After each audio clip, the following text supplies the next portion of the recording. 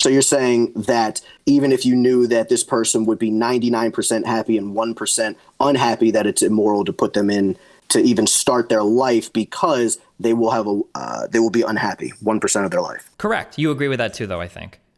No, I don't agree with that. So the question I would pose to you: how do you define conscious experience? I mostly agree with you, but I'm stuck on what levels of intelligence/awareness I would consider consciousness. Yeah, this is really easy. To prove a conscious experience, really, all you have to do is... How do you want to do this, man? Do you want to do opening statements? Do you kind of just want to go into it? Like, what do you want to do? I'm pretty free-flowing. I guess if you want... I guess we should have clarified this beforehand. Are we arguing for or against abortion as like a matter of policy? Like, should it be legal or should it be illegal? Yeah, that's generally what I argue. Yeah, because I'm like an abolitionist, right? I believe that it should be illegal. Gotcha. Okay, yeah. Then, I mean, I can present an affirmative and then we can kind of talk from there. Okay. I am unclear because I've seen a couple videos on yours, and sometimes it almost seemed like you were defending pro-life, and I think one said, well, I'm like 55% pro-life and whatever. So can you like clarify your stance? Yeah, I'm like 55% pro-choice ethically, if we want to get into like a philosophical discussion insofar as that goes. But when it comes to policy, I'm 100% pro-choice, easily. So. Okay, can you like tell me why you are? Sure.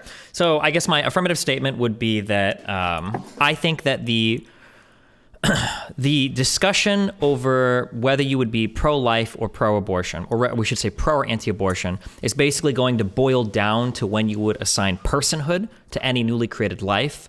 And the answer to that, I would argue, is incredibly arbitrary.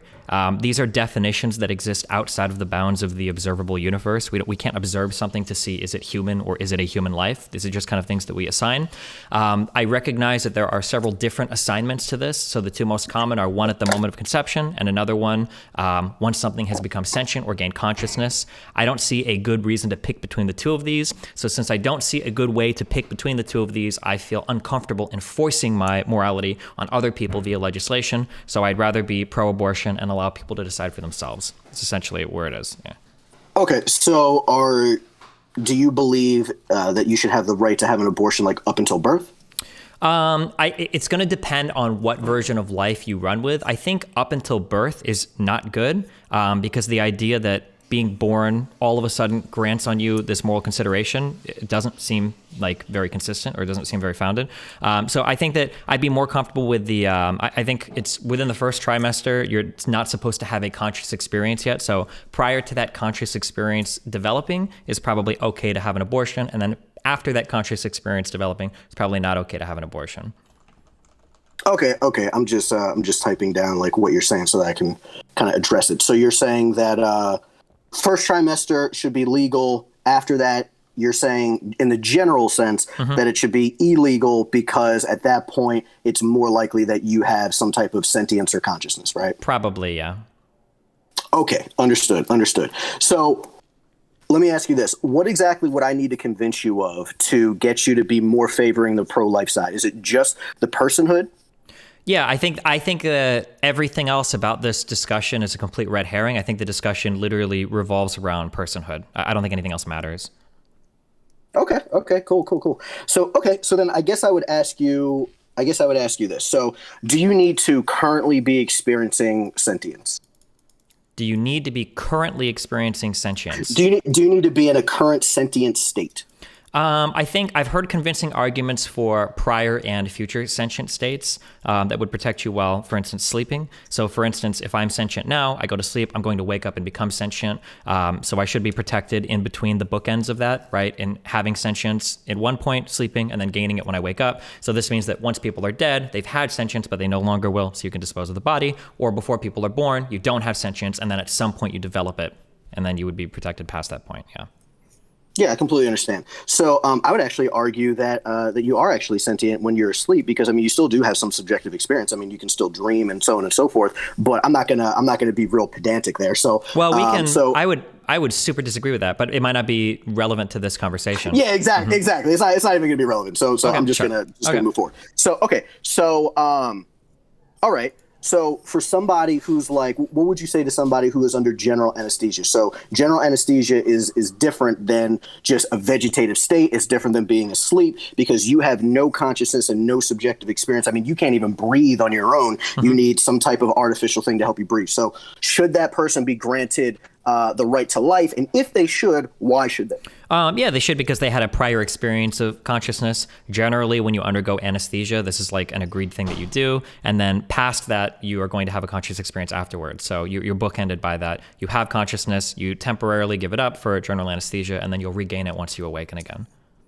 Understood. Okay, so I guess then I would ask you, why do you think that previous subjective experience matters more than future? Because I think that if I were to grant that we ought to provide moral consideration to things that don't exist yet, it would open up 7 million different weird can of worms that I don't know, we would end up into all sorts of moral problems. Like if I were to point to where a building is going to be built, and I would say we ought to treat this like a building, it doesn't make any sense because there's no building there yet. I think that you can only begin the consideration of something truly like once that thing, I guess reasonably, once that thing has started to exist. Otherwise, there's no moral consideration there until the thing actually like has a shape to give moral consideration to. Right, but so kind of like where I'm going with it is, I would tell you, I think consciousness is fine to argue because, I mean, I think it makes rational sense that consciousness is like what makes me me and what makes you you. You know what I mean? Like if you're like brain dead, right? Like we say that you're dead. It's your cardiovascular death or brain death. You're dead.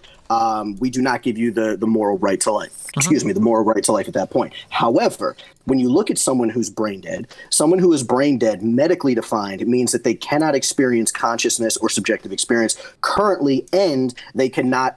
It's impossible for them to experience it again in the future. However, if they are able to experience it in the future, we do give them the right to life. So that's why I'm saying it doesn't seem rational or logical that like anything previously matters. It doesn't actually matter if you didn't have subjective experience. The only thing that matters to where we grant people the right to life, if you're arguing consciousness, is that they will have it or it's possible for them to have it in the future.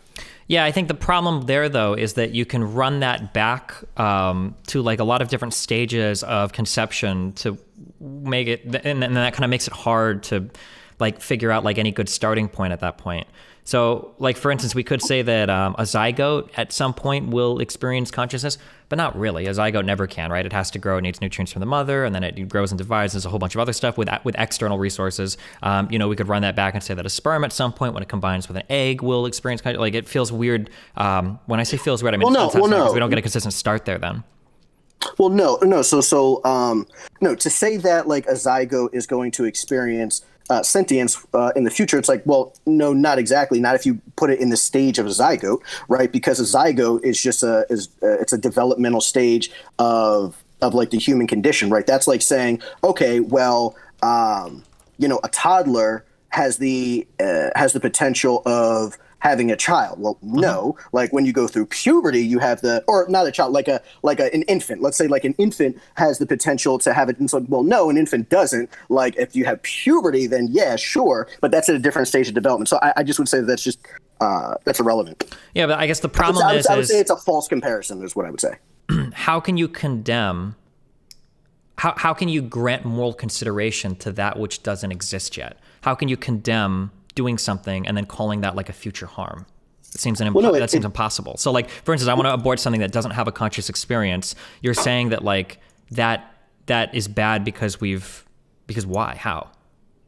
No, so well, kind of, but like what I'm saying is that to me, like having reached consciousness yet wouldn't actually matter to my argument. I believe that you should be granted personhood at conception, and the reason why is because it just makes the most logical sense. I mean, you kind of, not exactly, but you kind of did touch on this earlier when you said, well, they're like there's like different stages. It's kind of arbitrary, and I would agree, right? So conception is when that new distinguishable human organism is created. You and I both know that. But any expansion of that organism, like sentience, birth, heartbeat, whatever, it is completely arbitrary, right? So we can go from a zygote to an embryo to a fetus to a neonate to an adolescent. Every single milestone after conception is just part of a human's developmental process. So because of that, the most logical conclusion of when personhood starts would be the beginning of that new organism's life.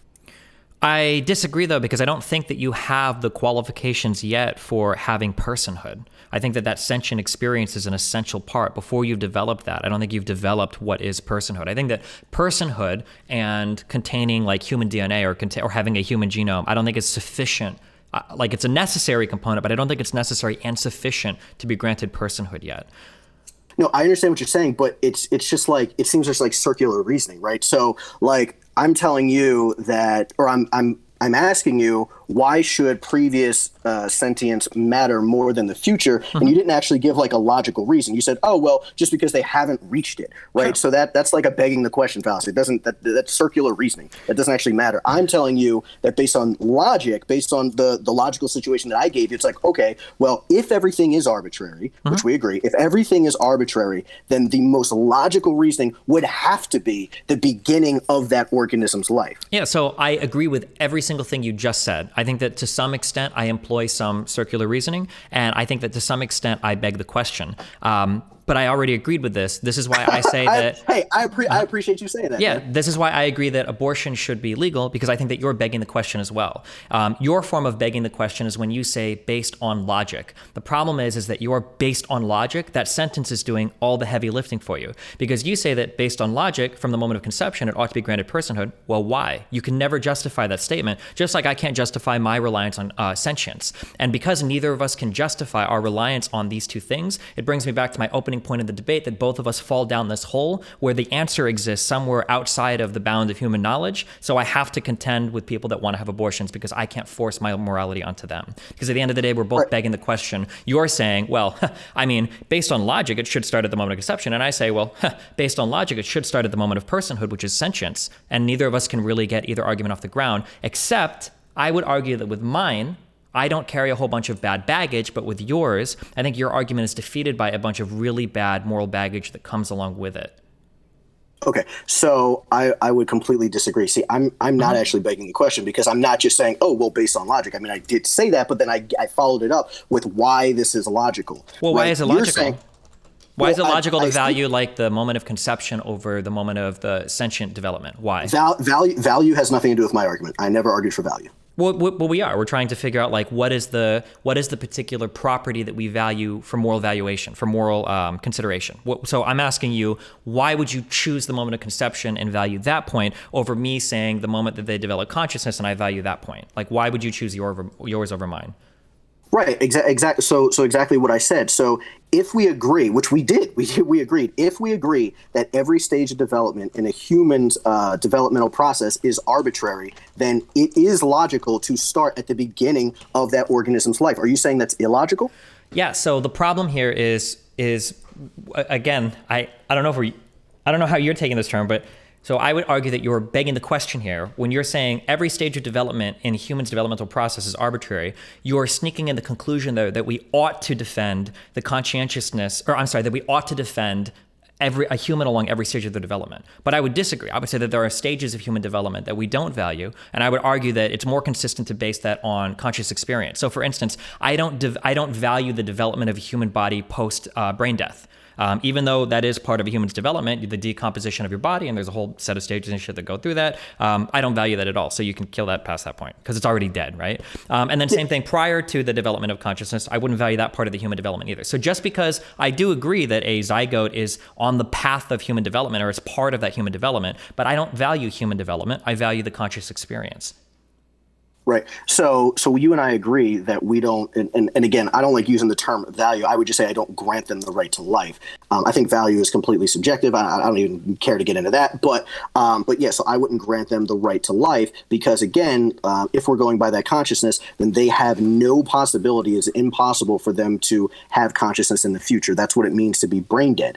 Right. But That's not the same thing for like a zygote or for a human embryonic organism. It is not impossible for them to have sentience or consciousness in the future. So yeah, man. I mean, I don't really know where to go past this. Like, I'm kind of. Yeah, so the big problem I think that with your system and where everything breaks down is, and you can tell me if I'm phrasing this correctly. It seems to me that you're saying that when an embryo exists, you're on a spectrum from start to finish of human development, and we ought to value that entire spectrum and even the potentiality of a conscious experience there as being worth moral consideration. So even a zygote that isn't experienced consciousness yet ought to be like considered like it ought to have moral consideration because at some point it's going to develop a conscious experience, right?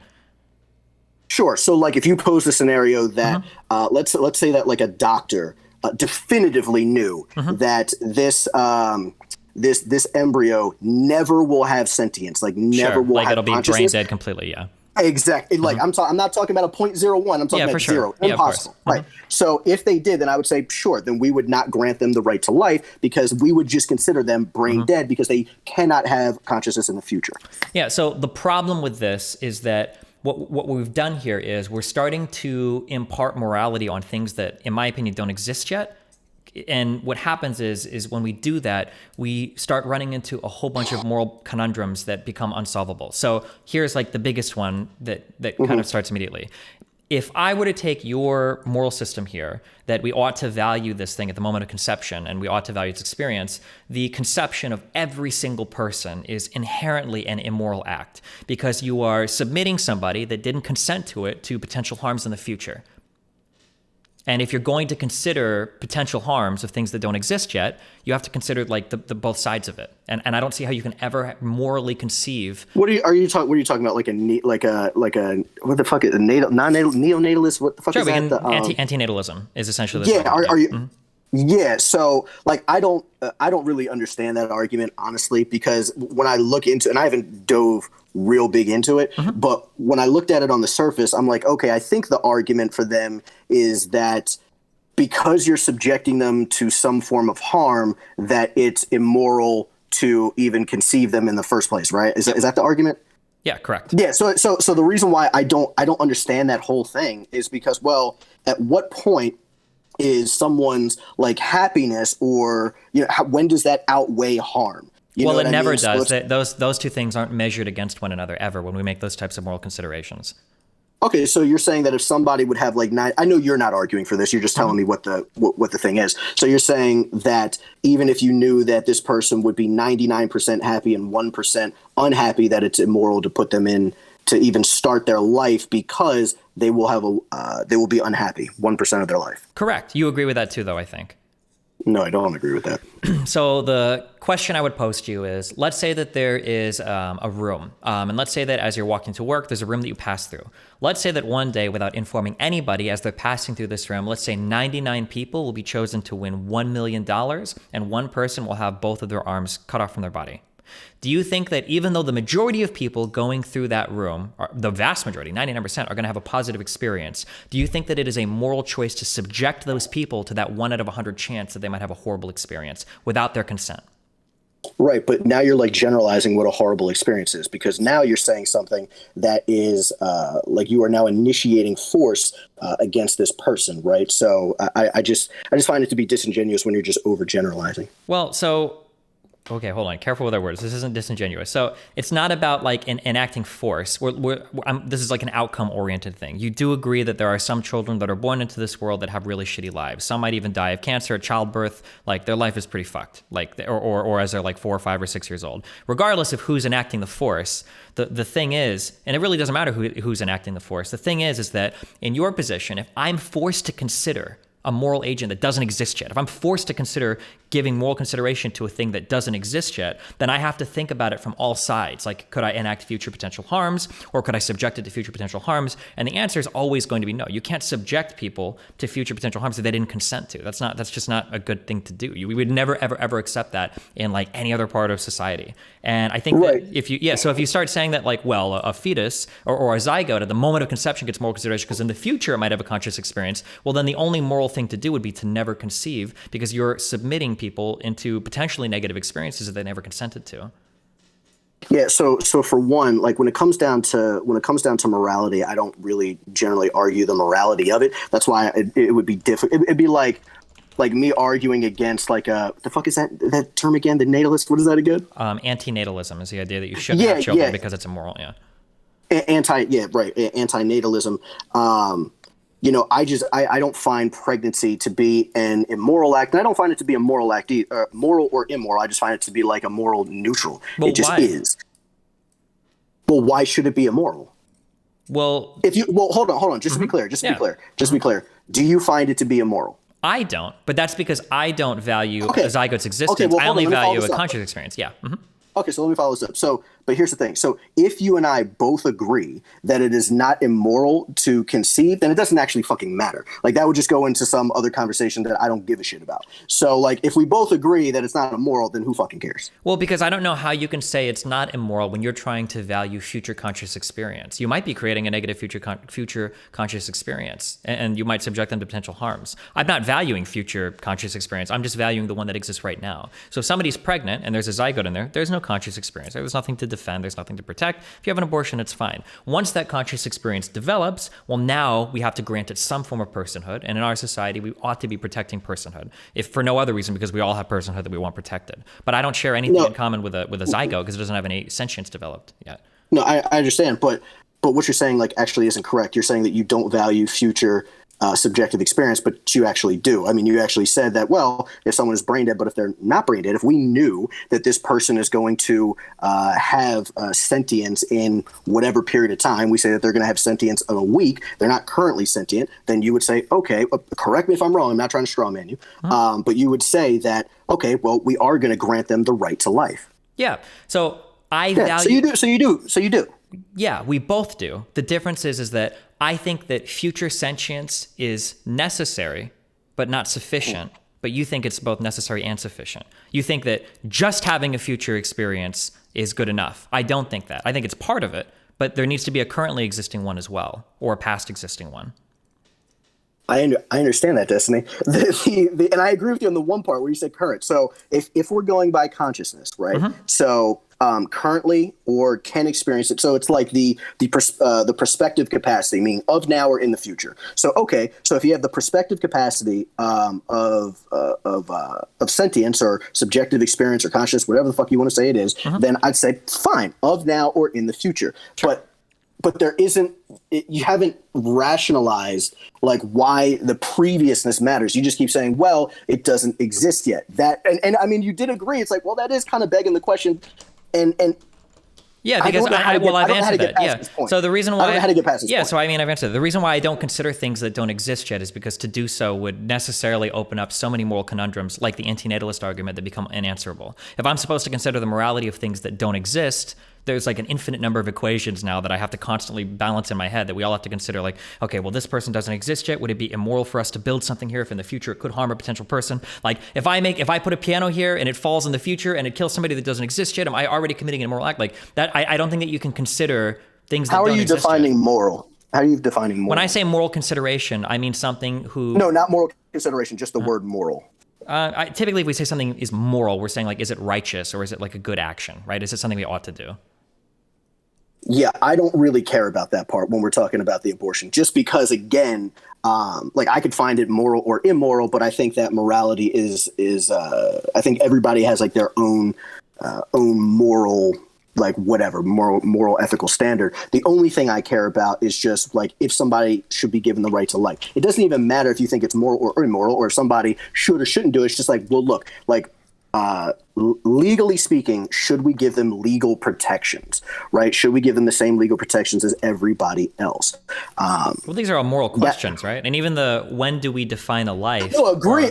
No, sure, that's fine. I'm just saying that, like, I personally just don't focus on just saying like moral or immoral. I only talk about, look, should it be legal or should it be illegal? Well, but not really. We're talking about the morality of this right now. We're not, right? That's what we've stemmed down to. When you're telling me when we ought to value the existence of something, these are like normative moral statements that you're making. These are like, this is like what we ought to do. We ought to value. I'm not saying value. I'm not saying value. Well, Destiny, I already told you that. I'm just saying if we should grant them the right to life. Well, yeah. So you're valuing them as being a living person, right? But let me here. So for instance, like I value my dog's life more than your life. right? So I value my dog's life more than like anybody's life on this fucking live stream, right? But that doesn't mean that I don't understand that you have the right to life and I can't take your life from you. Sure. You So know, when I say, see what I'm saying? when I say value, I don't mean like personally, subjectively, how do you value different things in your life, right? I would expect one guy to value his dog over the life of like 10 strangers. That would just make sense to me. But what we're saying is that like from like, really we're at the level of, I think, meta ethics, but like what we're saying is when ought we value an individual as like as something that we give moral consideration to? That's what we're asking, right? Yeah, I think we're saying the same thing. I think I'm just nitpicking the term value, but we are just talking about like giving people the right to life. Yeah, giving people I don't like saying the right to life, but giving them moral consideration, because life doesn't really mean anything, right? Yeah. So Sure. I don't see what point there is, or I don't see how you can ever convince me, like, well, we grant personhood at conception versus me saying, well, I grant personhood at conscious experience, when I feel like your definition for that leads into weird things. We have to value future persons that don't exist yet. And then my definition seems to consistently answer for like all stages of life. Yeah, but that's just like a slippery slope fallacy. So you're just talking about, oh, well, these other things might or might not happen, when I'm talking about like just is it right or is it wrong, or not even right or wrong. Is it more rational or is it less rational? Well, so a slippery slope fallacy is when I say A will lead to Z without being able to demonstrate logically or deductively why A would go to Z. I think I have shown you at least one big problem with your defining life as like a person that doesn't exist yet, and I can demonstrate why this is a problem without it being a slippery slope fallacy. Not all slippery slopes are fallacies. There are indeed some slippery slopes.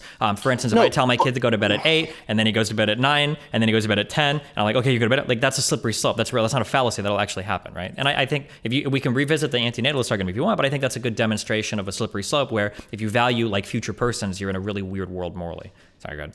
No. So like slippery slope fallacy is just saying that, look, this action we shouldn't do because it could or may lead into those other things. Even if you back it up by saying, look, there are these things that show that it is likely, it doesn't matter how likely, how unlikely it is, it still is saying that, no, it might lead into this. Unless you say definitively this happens, then it's different. But again, who fucking cares? Well, so that's anyway, a really important point, because that's not a fallacy at all. It's totally legitimate to say we shouldn't do this because it might lead to this. So, for instance, well, you said that it's a slippery slope fallacy if I say we shouldn't do this because it might lead to one thing. So if I've got 3 friends and we're going to go camping and I say, well, maybe we shouldn't go without any preparation because we might die, and they go, it's only a 40% chance we'll die. That's slippery slope fallacy. Sorry, we're going to go camping. Well, no, that's actually a legitimate use of a slippery slope. We could go into the wilderness, we could get lost, we could get eaten by a bear and die. It's only slippery slope fallacy if you say something but you can't connect the two. So if I say we shouldn't go camping in the forest because aliens might abduct us because I heard Bigfoot is out here, well, now it's a slippery slope fallacy. You haven't demonstrated reasonably how are you going to get from going to camping to having an abduction by an alien. That would be a slippery slope fallacy. It's totally legitimate to say you could go from A to B if you grant something happening, as long as you can logically like conclude or deduce that you'll get from one to the other. No, so for one, when we're talking about a slippery slope fallacy, I'm not saying just because it is a slippery slope fallacy that it means that your assertion is incorrect, right? Just the same way if like I ad homed you right now, it doesn't mean that my premise is wrong, right? It just means that I'm ad hom. It's just a type of fallacy, right? So I'm not saying you are wrong. I'm just saying, well, I'm more so saying that, well, just because something might happen, right, or might not happen, isn't enough to say, oh, well, we ought not do this. Specifically, when we are talking about something like the right to life, I think that we could go into your scenario when you're talking about going into the fucking wilderness, and we can go ahead and deconstruct that. And I think that that's fine. But when we're talking about strictly like people's rights, I'm like, I don't think that we should, like, for instance, here, I'll give you an example. So I don't think that we should take away people's gun. Like, even if you could definitively show me through data that if we took away people's guns, that it would make us more safe. Like, it would just make us more safe. I wouldn't really give a shit. It's like, oh, well, when you have guns, it leads into this, and it leads into this, and it leads into this, right? So I don't care enough about that to where it's like, well, we shouldn't violate these rights of people for that. Do you understand what I'm saying? Yeah, I think so. I don't think we disagree, but. We don't disagree, but here's my issue with you, not with you, but just with the whole conversation. I don't really know how to get past this point now. Like, we're kind of just stuck on, I find it to be more logical that we're going to grant personhood Okay, I have to conception. ask, when you say more logical, because that word is doing a lot of heavy lifting, and it's a little, because I could say that my argument is way more logical than yours, but that doesn't mean anything, right? So logical just means that we have conclusions that we can deductively reason out from premises, assuming some foundational logic, right? Hopefully, most of what we're saying is logical. Sure. So I need to ask, so I can't let I can't just let you say like, well, my definition is logical. Well, both of our definitions are logical. We're not arguing over the logic, right? We're arguing over like some presuppositions that we're making. Our logic is sound, I would hope, but actually, I guess no, because I'm challenging your logic. I can't just let you say like, well, mine is logical, because I'm going to say mine is logical, because we both think our arguments are logical, right? Okay, so to be clear, I don't think that I said that just mine is logical and yours wasn't. If I did say that, then I will revise what I said. I don't think I said it, but if I did, I'll revise. Okay, yeah, sure. I'm just making sure we understand that. Yeah, I'm talking about that. I find mine to be more, or let's say more reasonable than yours, because, and I'll follow this up again. Because if, again, it would be like me repeating myself for the fucking fourth time. But like, if we're saying that every stage of development is arbitrary, and forgetting about your contention that, well, it could lead into these other things, I don't care about that. If we're talking about, should we grant them moral consideration for the right to life? Is it rational for them to be considered a person, right?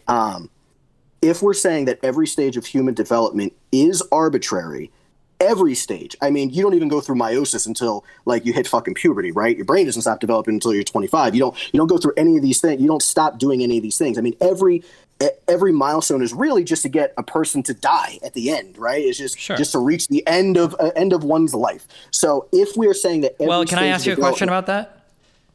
When does life end? So when you say life, what do you mean? Like, when does? What do you mean? You said right to life? No. What do you? I'm curious what you mean, because you said we had developed to when life ends. So I'm asking you, when do you think life ends?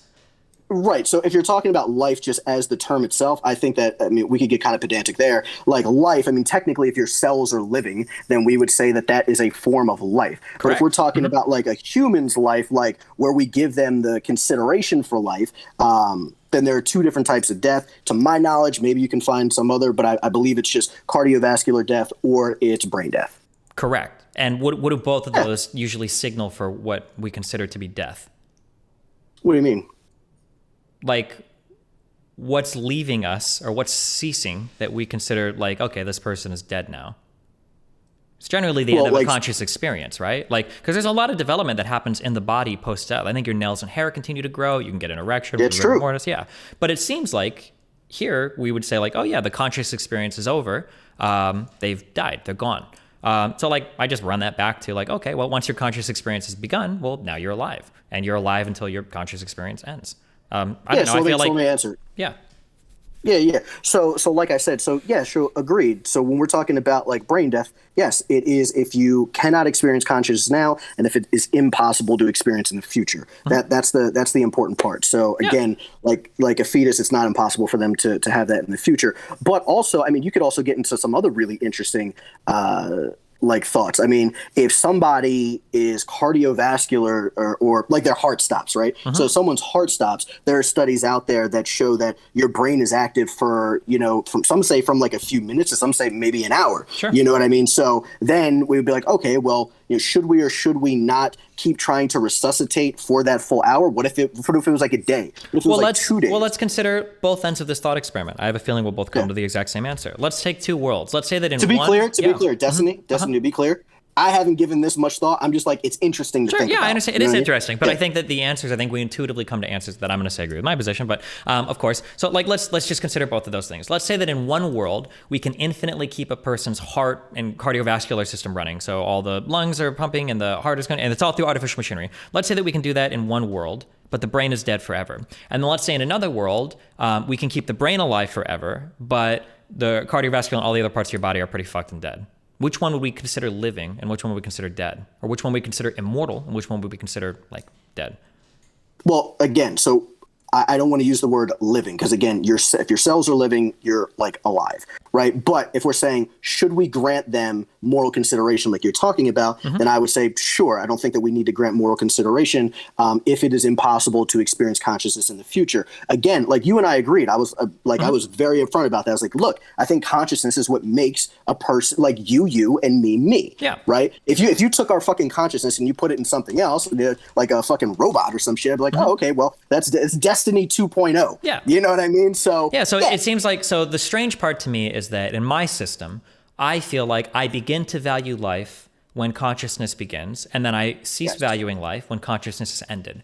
But it seems like for yours, you agree with me that we cease valuing life once consciousness... Well, no, that's not what you do. That's not what you do.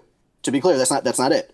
Because you don't stop valuing it once it ends. You stop valuing it once it ends, and once it is impossible to regain. Sure, I'm sorry. When I say end, I mean like terminates, like it's done. But I can be more clear. So I value life when consciousness begins up until it ends forever, up until it's permanently gone. So that's my like bookend for that. And it seems like for yours, for the ending part, you agree that once consciousness is done forever, I no longer value life. But your beginning point begins at whatever human development means. So why do you have a different beginning point criteria than you do for the ending point? What do you mean? I don't understand your question. So I begin and end with consciousness. You end with consciousness, but you begin with human development, whatever that means. Why? Why do you have two different I criteria? begin. Sure. So I just begin at the stage of that new organism's life, which is why. Yeah, but I'm asking why. Well, again, because if we're saying that everything is arbitrary in the developmental process, it just, to me, makes more rational sense that we would I can't have let you to use the start at word beginning. rational sense. I have to ask you, for the beginning of what? The beginning of development or consciousness? Yeah. Destiny. What I'm saying is that unless you're saying that it is irrational to do that, I don't know why you keep having a problem with me saying that. Well, because my problem, I'll restate it. So I feel like I value human life in the bookends of consciousness from when it starts. Do you think I'm irrational? Do you think I'm being irrational? Well, and if I am, why? Well, I'm challenging your premise that you ought to begin to value human life at the moment of conception, because I don't know why that's a valuable point. When it doesn't seem like you care about that development past that point. Like you're choosing to care about development at the beginning of the organism's life, but then to figure out if it's dead or not, you don't look when development has ceased. You look at when conscious experience has ceased. That's why I don't understand, because it seems like you're picking one at one stage and then picking another at another. No, like if no. So I don't really know how to keep responding to this without like restating what I said a couple of times. But yeah, I mean, I don't know how to get past this point with you, Destiny. Well, yeah. So my only question is, I guess I'll try to ask a final time. Why do you believe that you ought to value the beginning of the development of an organism and not the beginning of the conscious experience of the organism? Right. Again, so my reasoning is just because even that milestone that you just talked about is arbitrary. The beginning of that conscious mind is arbitrary. It's just part of their human development. Hold on, let me finish. Yeah. It's just part of their developmental process. Every single milestone is arbitrary. It's just part of their process, right? If you get limbs, if you get this birth, no matter what it is, like it's completely arbitrary. So it doesn't make sense. To me, I don't know why it doesn't make sense to you, why we would not definitively start at the beginning of that life. I don't know how else to say that. I don't know how else to explain it. I'm going to have to challenge you on your word. The use of the word here, arbitrary, I think is being used to obfuscate the arguments. I'm arguing that there isn't an arbitrary start. I'm saying that it's the moment when conscious begins. You're arguing that it's not arbitrary. It's the moment when human development begins. We're fighting over what it should be. Neither of us are arguing that it's arbitrary. If we were both arguing that it's arbitrary, then we would give no moral consideration at all to any parts of it. We would say all of it's arbitrary, fuck it, right? So neither of us are arguing that this is arbitrary. We're trying to pick a point and defend it, which makes it not arbitrary because it has arguments behind it, right? And I'm picking the point of consciousness to begin and end. You pick the point of consciousness to end, but you pick human development to begin. None of these choices are arbitrary. I don't know why we're saying arbitrary here. Or you can explain to me why you think it's arbitrary. Well, no, you did tell me that it was arbitrary, didn't you? Didn't you tell me that every part of the developmental process is arbitrary? I mean, like in the middle of, for me it is, but yeah, I agree. We agree. Well, no. You're not arguing that though. It's not for you. For you, it's paramount. It's the most important thing because the beginning of that developmental process is when you choose to value life. I don't care what part it comes at. I'm saying the conscious experience is the part that's important, not the development or anything related to that. Well, yeah. So when I'm talking about like the developmental process, I'm just talking about, look, there's a beginning and there's an end. You agree, right? There's a beginning and an end to like Well, to this specifically, there's a beginning and an end to most things. There's a beginning and an end to a person's life cycle. I mean, I don't know how Hegelian you want to get with that, but I mean, like, I guess I could. Yeah, I'll agree with that. I think for the sake of this argument, yeah, sure. I mean, technically, we're all matter from the beginning of the universe to the end of the universe. Right. Sure. But you get what I'm saying. Right? Sure. Yeah, there's a beginning and an end to most things that we would identify as like having a beginning and an end. Yeah, I would agree with that. Yeah. Okay. So if there is a beginning and an end, and there are other stages in there in the middle, or or after the beginning, or whatever, then yeah, I just start at the beginning. I mean, I can't start before the beginning, right? Because then there is no before the beginning. There's the beginning, and then there's the end. So this is why I say you're begging the question.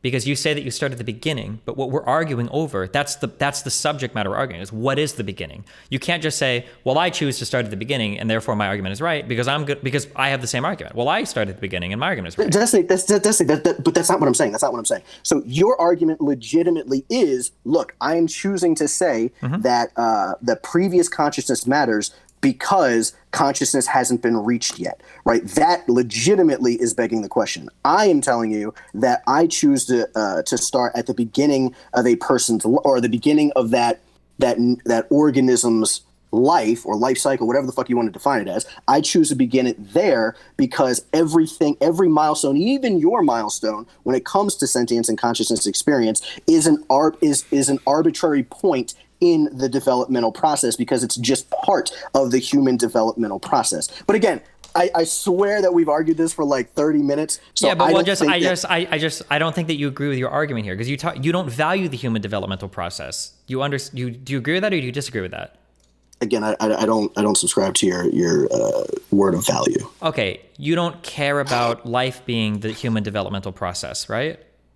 Or do you? I don't care about life being the human developmental process. Yeah. What does the developmental process matter to you? Why do you keep pointing to that? What do you mean? I don't understand what you're saying. Well, because you want to go to the beginning of the developmental process and say that's when life starts, but you don't want to go to the end of the developmental process. Well, hold on. We know that's when life starts. Well, no, we don't. This is what we're arguing. Oh, wait. Yeah. No, because I think you're conflating like life with like personhood.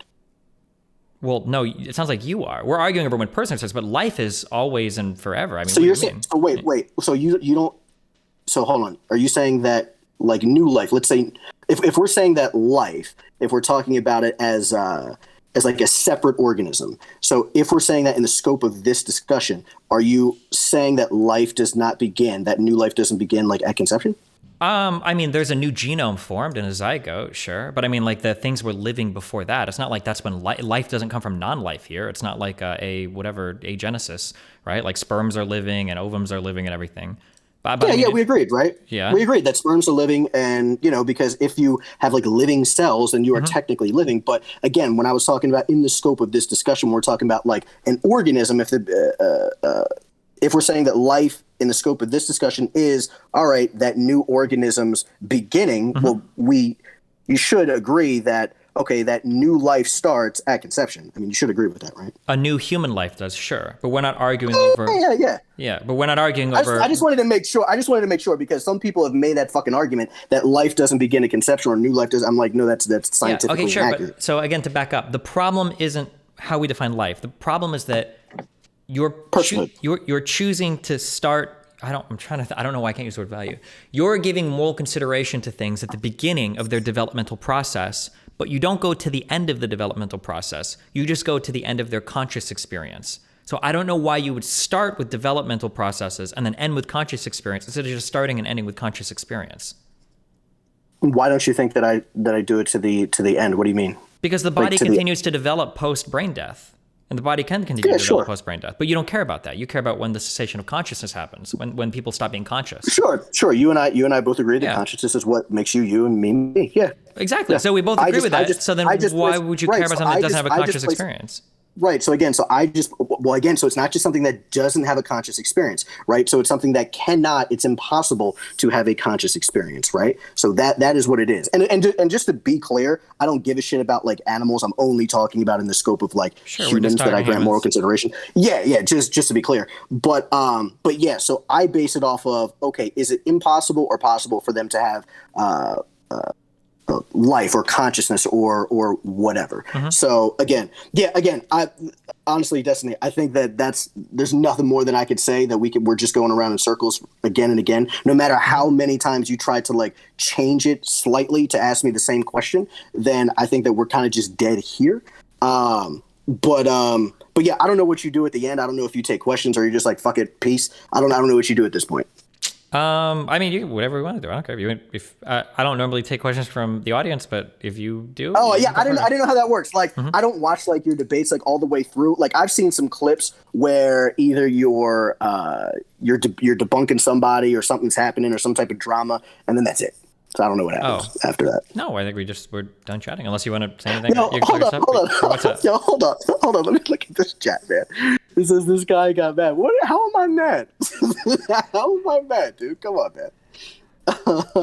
I think this is a fair discussion. We just disagree on. I mean, if Destiny says that we're just both begging the question, then we're just both begging it. If you want to say that. Well, yeah. So I don't necessarily think that like. I don't think that I can like objectively win the argument with you or that you could with me. But it feels like you think that your side is more logically grounded than mine. Whereas my only point is that all of this will ground out, like when we value the beginning of human development, whether it's at or whether we give personhood to somebody at the moment of conception or when they develop a conscious experience. I don't think there exists a right answer to that. And because I think that the answer could be either or, I'm not comfortable legislating and saying like, well, no, we're going to treat it as like the more restrictive one. It seems like people ought to be able to make those decisions for themselves, because you can't give like a logical, like, we scientifically discovered when personhood starts, because personhood is a philosophical concept. Yeah, it's a philosophical debate. Yeah, absolutely. Yeah. Oh, and just to be clear to your chat, now I'm mad. Because y'all said that I'm mad, I'm now super fucking triggered, man. Y'all made me, y'all manifested this. You brought it out of me. Now I'm mad. Okay, well. It's all good, man. So, hey, man, I definitely appreciate you bringing me on, man. I appreciate the discussion. Yeah, I think we just kind of stop there. It's just like, okay, you find that your start is more rational. I find that mine is more rational, and that, yeah, we'll just kind of leave it on that, man. But hey, again, thank you for the discussion, brother, and you have a great night, man. Yeah, have a good one, man. Do you think he was just being weaselly or not just understanding? I mean, I don't expect anybody to change their logic like on the spot. That's impossible I couldn't even do that. But I do feel like, I think that my current arguments are pretty solid. I don't know how I would argue against them. I'm trying to think I feel pretty committed here. Or like, I don't know what the counter to that would be. I think the biggest nail in the coffin is when you ask somebody like, okay, well, you begin to value human life during development. Well, when do we stop valuing human life? Because it's not at the end of development. It'll be the moment you're brain dead, the moment you no longer have a conscious experience. People will say like, okay, well, sure, that's when we stop that, right? So it seems like that conscious experience is pretty important. If you could develop a child that would go through all of its life brain dead, you'd probably never give moral consideration to it. It has no experience, right? So it seems like the conscious thing is like the important part. That's what it feels like. But I could understand some people saying like, no, I do it at the moment of conception. It's like, oh, okay, bro. But like, I don't think you have a good enough argument to be able to say abortion is illegal, right? I think that you should, I think that you have to like, yeah. I also get really triggered. I tried not to show it. I try to be very, very, very, very polite. If I'm getting back into conservatives, okay? Because I think a lot of people have responded well to me being like more polite. It's really hard not to get ultra fucking triggered when somebody throws the word fallacy at me, and I know that my arguments are not fallacious though. So I tried to like very calmly explain like, well, no, this is not a slippery slope fallacy, or no, I'm not actually begging the question here because this is one. But as soon as somebody says it, like begging, like, motherfucker, what the fuck do you think begging the question means? What do you mean slippery slope fallacy? There ain't no slippery slope, motherfucker. I just took you down the water slide. We just went from start, right? But I try not to like scream that, right? Because I think it looks bad. But yeah, I try to be chill. I'm sorry, because I do see people use that incorrectly a lot. A lot of people think that a slippery slide fallacy just means that if you do one thing, something else might happen. What it actually is it's how likely that next thing happening is. So for instance, let's say somebody's like, if you legalize gay marriage today, you're going to legalize trans marriage next. That's why I'm opposed to gay marriage. That's not really a slippery slide. Somebody that's in favor of gay marriage is probably pretty likely to be in favor of like trans people being married the same way. So that's not really a slippery slide fallacy. Now, if somebody says, if you legalize gay marriage today, tomorrow we're going to be able to marry our fucking rocks. We're going to be able to marry our phones or our keyboards, okay? Well, that is a slippery slide fallacy. Nobody that's arguing that you should be able to be married to people of the same sex or gender are saying that you should be able to marry your fucking phones or rocks. That's a slippery slide fallacy, right? It becomes fallacious, or a slippery slope, sorry. The slope becomes fallacious when you can't connect it from A to B. That's like yeah. Do people really stop valuing people after they no longer have a conscious experience, though? We respect their wills and give them a proper burial and shit, or is that a different kind of valuing? There might be some kind of value there, but it's a value as a possession, and I think even normal people feel that. And I think I could give like a convincing set of hypotheticals where somebody would be like, yeah, I agree. Like I could say, like, it would start with, okay, let's say that your dad died. Do you value their corpse? And somebody would be like, yes, Destiny, I do give moral consideration to the corpse. So your argument is wrong. And then let's say I was like, okay, well, let's say you're about to run out of a building. Let's say that there are like 2 kids and your dad's corpse, and you can only take out like one of these things. Do you want to take out the 2 kids or the corpse? What do you take out? They'd be like, yeah, fuck it. Or what about like 1 living person and 1 corpse? You would always take the living person. You would have to be a sociopath to take the corpse, all right? So like, even if we do value corpses somewhat, they're going to be like on a way lower, way lower like type of valuation. It's not going to be anywhere remotely the same as how we value humans, right?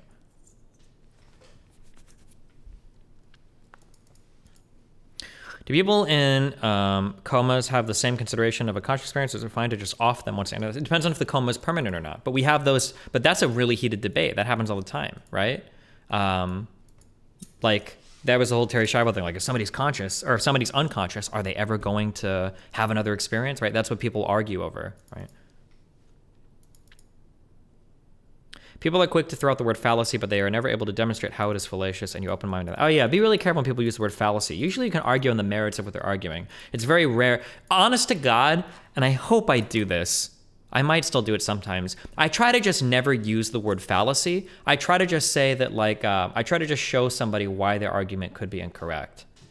Like, I try not to say like, oh, well, you just did an appeal to fallacious authority fallacy, or like, oh, well, you just did an ad hominem fallacy, or oh, you just like. I usually try to say like, well, this doesn't really logically work because of this, right? This doesn't really work because of this or this, right? Rather than just saying that like this is the fallacy that you fell into, because I feel like once you start pulling out those words, you're making things like very, very, very combative. It's good to know the fallacies in your head because they help you work through like the prop logic. They can help you understand like so like for instance, when I use the word earlier, like, oh yeah, we both believe that that living is necessary, but you think it's sufficient. I think it's only necessary, right? I don't try to bust out like the formal logic. It's like, oh well, if P then Q, blah blah blah. Like, no, we can just like talk like humans, and I can use the words to show like, oh well, this is the difference between like necessary versus necessary and sufficient, right? I think that that's better to do than like just like pulling out like the fallacy, right? Yeah. Oh, Wouldn't sure. you grant organic human life moral consideration without personhood? We consider human bodies to be respected with social roles like tombstones and not doing weird shit to corpses, no? Yeah, Is but there a flaw in doing that? It's a different form of moral consideration. Like we also yield grant moral consideration to people's like possessions, right? Like it would be immoral of me to go and bash somebody's car, even though the car isn't living, right? There are forms of moral consideration there. But not like this is a human life that we ought to protect, right? That's a different thing. How do you define conscious experience? I mostly agree with you, but I'm stuck on what levels of intelligence/awareness I would consider consciousness. Yeah, this is really easy. To prove a conscious experience, really, all you have to do is figure that out, and then you will like be an award-winning publisher in like fucking neuroscience, neurobiology, philosophy, psychology. Like, good luck figuring that one out. I think that you basically have to appeal to. There's like a few things that we can say definitively. One, hopefully, is that we have a conscious experience. 2 is that conscious experience almost certainly is an emergent property of our brains. And then therefore, hopefully, we can say number 3, other people have brains like us, so other people must project conscious experiences like us. So that's like, you can do that for humans, kind of. I think a lot of people could fight you right there, right? A solipsist will fight you right there and say like, you actually don't know if anybody else is having a conscious experience. The only one you're intimately familiar with is your own. And honestly, it's the only one you can ever be familiar with, which is true. But yeah. But some people will go farther and say, well, we know other humans have conscious experiences. Other people will go even further than that and say, like, well, not only do humans have conscious experiences, but animals have conscious experiences. Animals with a sufficient CNS have a conscious experience like us. So we should value their lives as well, right? This is so your veganism arguments will stem from here if you go down that far with the conscious arguments. Yeah. Sperm and ova are genetically distinct living cells. People only value them after conception for practical reasons. It is probably not philosophically defensible. Doubly so because slightly half than all of zygotes are spontaneously aborted. Do you agree? I don't remember if Sam Harris, I hate to say that, or Peter Singer might have made this argument that if we value life at the moment of conception, then we are like infinitely holocausting right now. Like women that just spontaneously abort, because I think it's something like 1/3 or something of all pregnancies end in not abortion but end in early termination, miscarriage. You don't know it. You'll have like a really rough period and it was a miscarriage and you just don't know. And so like right now that's like there's millions of humans dying all over the planet if that's the case. But okay, hold on. Somebody else asked me. What is begging the question? Begging the question really means one thing, and it means raises the question, okay?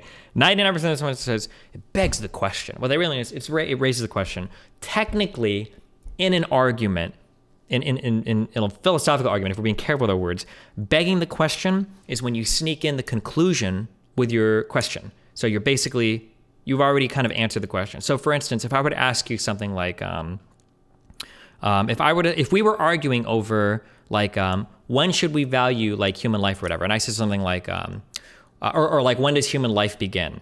And I'm like, well, if we look at like, I'm trying to think of a good example of this. How is this so hard right now? If I ask a question like, do you think that it was okay that John murdered Claire? Right? Well, murdering is bad. Like by default, like murder is, so you're begging the question. Was it bad that John murdered Claire? Well, he murdered her. Of course it was bad. You've answered your own question. It's like tautological. So this is like begging the questions where you basically answer, like, so like I would argue, I'm trying to think of when I said he was begging the question. I think when he was saying something along the lines of like, well, it's logical that human life begins at the moment of conception. Like, how can you disagree with that? He's like begging the question, like, well, okay, well, if we define human life as beginning at the moment of conception, then I must agree with you. But that's what we're arguing about, right? We're not arguing about like, we're arguing about when do we grant that person, or when does that life begin, kind of, right? With life or personhood, depending on how loose we play these terms, right? So you can't just be like, oh, well, logically this is the case because of blah, blah, blah. I was like, well, hold on. Well, you've already answered the question. If I accept that as even a question right now. If defining personhood at consciousness and conception are consistent, can you convince without appealing to the effects each worldview has on society? I don't know if it would be that much different for each effect. Well, one would ban a whole bunch of women from getting an abortion, right? Yeah, this is why I don't think you can convincingly argue one over the other. Yeah. That's why I think it should be legal, because there is no, like, I don't think you can objectively answer, right? Why do you hate to say it? You agree with Sam Harris on about 99.99%. A lot of cringe stuff comes out of that IDW part of the internet, all right? Remember to hit that like and subscribe, and don't forget the notification bell so that my videos show up right in your feed. You said the conversation was dead, but was it brain dead or hard dead? True.